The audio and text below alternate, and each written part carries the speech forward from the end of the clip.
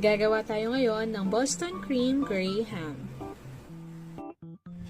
Pagsasama-samahin nyo lang 5 egg yolks, 1 cup of sugar, 1 teaspoon ng vanilla, 1/4 cup ng cornstarch, isang kurot ng asin. Halu-haluin hanggang sa mahalo. Kapag sa tingin mo well combined na, ihahalo mo na yung 400 ml ng milk or pwedeng fresh milk or evaporated milk.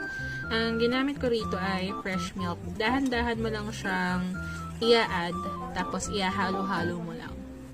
Hahaluin mo siya hanggang maubos na yung gatas.